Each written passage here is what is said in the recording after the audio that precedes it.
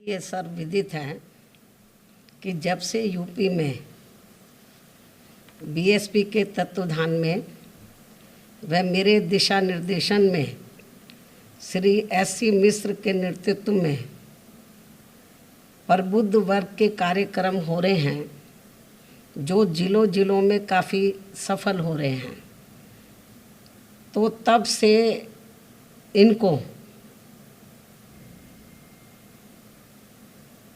अब यूपी में यानी कि बीजेपी को तब से काफ़ी बौखलाहट हो रही है।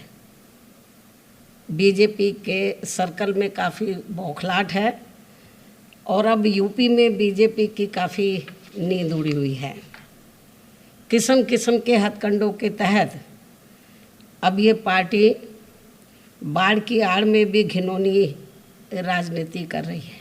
ये जो हमारे प्रबुद्ध सम्मेलन हो रहे हैं, तो इन सम्मेलनों को, इन कार्यक्रमों को फेल करने के लिए तो किस्म किस्म के हथकंडों के तहत अब ये पार्टी यानी कि भारतीय जनता पार्टी बाढ़ की आड़ में भी घिनौनी राजनीति कर रही है, जो ये अति शर्मनाक व निंदनीय भी है।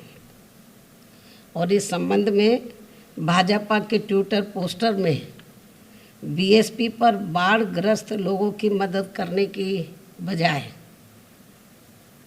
जातिवादी सम्मेलन करने में व्यस्त होने का लगाया गया। इनका ये आरोप कितना उचित है, जनता ये सब जानती है।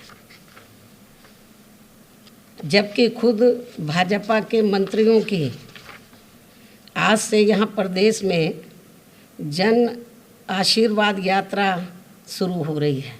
ऐसा क्यों, ये भी सोचने की बात है।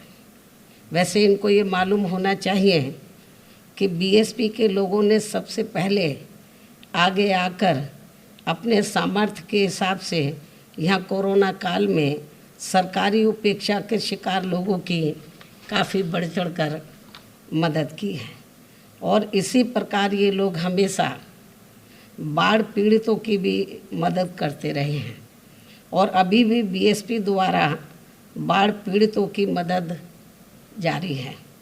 इसके लिए इनको हमारी पार्टी को सलाह देने की ज़रूरत नहीं है, बल्कि बीजेपी की सरकार को अपनी जिम्मेवारी को सही से निभाते हुए तो इनको बाढ़ पीड़ितों की पूरी मदद करनी चाहिए, तो ये उचित होगा।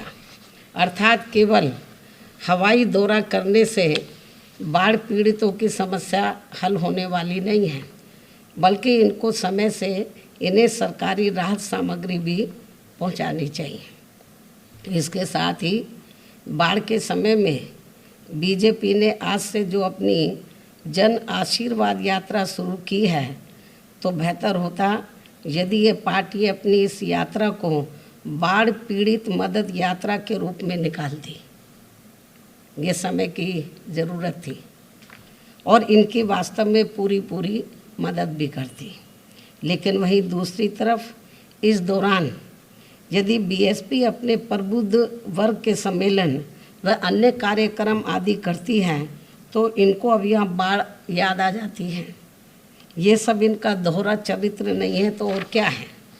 इसके साथ ही कोरोना के दौरान बीजेपी की जन आशीर्वाद यात्रा में सरकार कितना कोरोना कर्तव्य व नियमों आदि को निभा पाएगी, अब ये देखने की बात है। जबकि बीएसपी के यूपी में नियम कानून से चल रहे प्रबुद्ध वर्ग के कार्यक्रमों को प्रभावित करने का इनका सरकारी प्रयास अभी भी लगातार जारी है, रुका नहीं है। इसकी भी हमें जानकारी है। लेकिन इनकी इन सब गतिविधियों से ये ज़रूर स्पष्ट हो जाता है कि यूपी में बीएसपी के प्रबुद्ध वर्ग के हो रहे कार्यक्रमों से, सम्मेलनों से, विचार संगोष्ठी से बीजेपी अब काफ़ी ज़्यादा बौखलाई व घबराई हुई है। ये सब किसी से छिपा नहीं है, तो ये भी मैं आपको बताना चाहती हूँ। और यदि ये लोग ऐसी घिनौनी राजनीति करते रहेंगे, दोहरा मापदंड अपनाएंगे, बीएसपी के लिए अलग और बीजेपी के लिए अलग, अन्य विरोधी पार्टियों के लिए अलग, तो मैं समझती हूँ तो सत्ता पक्ष की जो बीजेपी पार्टी अपने लिए अलग और जितने भी विपक्ष की पार्टियां उनके लिए अलग, तो इसका जो है जनता सब देख रही है। तो और जनता ये जो विपक्ष को जो रोकने के लिए बीजेपी जो किस्म किस्म के हथकंडे अपना रही है कि इनकी कमियां जनता के सामने ना आए, इनको किसी भी तरीके से साम दाम दंड भेद इस्तेमाल करके इनको रोका जाए, तो इससे ऐसा करके बीजेपी को राजनीतिक लाभ होने वाला नहीं है, इनको और ज़्यादा नुकसान होगा। तो मेरा तो बीजेपी को यही सलाह है कि इनको अपने लोगों को, बीजेपी को अपने लोगों को सलाह देनी चाहिए कि इस किस्म की घिनौनी राजनीति करने से इनको कोई लाभ पहुंचने वाला नहीं है, तो और ज़्यादातर नुकसान होगा। और यदि ये लोग ऐसा करेंगे तो इनको बहुत महंगा पड़ जाएगा आगामी विधानसभा चुनाव में, मुझे पूरा भरोसा है। और ये जो इस किस्म की ये जो हथकंडे इस्तेमाल कर रहे हैं, किस्म किस्म के बीएसपी के लिए एक मापदंड और बीजेपी के लिए दूसरा मापदंड, तो मैं समझती हूँ कि जनता ये सब देख रही है।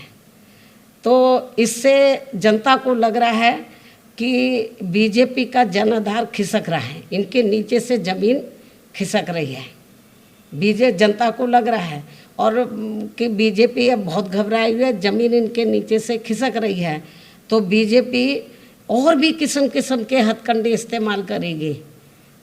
तो मेरा तो बीएसपी के लोगों से यही कहना है कि इनको इनके हथकंडों का मुंह तोड़ जवाब देने के लिए तो अपने संगठन को मजबूत करना चाहिए, पार्टी के जनाधार को आगे बढ़ाना चाहिए, और जो भी पार्टी के कार्यक्रम चल रहे हैं तो उनको कोरोना नियमों को ध्यान में रखकर तो उनको कामयाब बनाना चाहिए। और अभी तक जो भी हमारे कार्यक्रम प्रदेश में हुए हैं या चल रहे हैं वर्तमान में, सब कोरोना नियमों को ध्यान में रखकर चल रहे हैं। तो ये भी मैं मीडिया के माध्यम से, आप लोगों के माध्यम से ये मैं प्रदेश की जनता को अवगत कराना चाहती हूँ। इसके अलावा कल से यूपी का विधानसभा सत्र भी शुरू हो रहा है। मैंने अपनी पार्टी के विधायकों से ये अनुरोध किया है कि वे विधानसभा के नियमों का पालन करते हुए प्रदेश में जनहित के मुद्दों को व खासकर 3 कृषि कानूनों के विरोध में, क्योंकि हमारी पार्टी शुरू से ही 3 जो कृषि कानून केंद्र सरकार ने पास किए किसानों की सहमति के बिना या उनको गुड फेथ में लिए बिना, तो हमारी पार्टी शुरू से ही इसके विरोध में है। और हमारी पार्टी ये चाहती है कि केंद्र की सरकार को ये कृषि कानून वापस लेने चाहिए, लेकिन अभी तक नहीं लिए हैं। तो हमारी पार्टी का ये प्रयास होगा कि यूपी में बीजेपी इनको लागू ना कर पाए, इन कृषि कानूनों को इम्प्लीमेंट ना कर पाए। तो इसके विरोध में ये, इसके लिए 3 कृषि कानूनों को ये लागू ना कर पाए, इसको लेकर, तथा यहाँ की खराब कानून व्यवस्था, ये लोग मीडिया में बहुत दिखाते रहते हैं कि हमने कानून का राज कायम किया है। कानून का राज तो सही मायने में बीएसपी की गवर्नमेंट में रहा है। तो यहाँ कानून का राज नहीं है, बल्कि ज़बरदस्ती मीडिया में कानून का राज चलाया हुआ है। तो यहाँ की खराब कानून व्यवस्था व दलितों का आए दिन हो रहा उत्पीड़न बड़े पैमाने पर, जिसको मीडिया में दर्शाया नहीं जाता। मीडिया में तो कोई इक्का दुक्का आ जाता है, कोई ऐसा दिन नहीं जाता जिस दिन यहाँ पर दलितों के ऊपर, अक़लियतों के ऊपर जुल्म जाती नहीं होती है। हमारी महिलाएं तक भी सुरक्षित नहीं हैं। इसके अलावा इस सरकार में जो कोरोना पीड़ित हैं और इनके साथ साथ वर्तमान में बाढ़ पीड़ितों की बड़े पैमाने पर हो रही अनदेखी आदि जैसे इन खास मुद्दों पर अपनी बात हमारी पार्टी के जो विधायक है, जो कल से विधानसभा का सत्र शुरू हो रहा है, तो हमारी पार्टी के विधायक अपनी बात पूरी तैयारी और दमदारी के साथ हाउस में ज़रूर रखें। इन्हीं ज़रूरी बातों के साथ ही अब मैं अपनी बात यहीं समाप्त करती हूँ। धन्यवाद।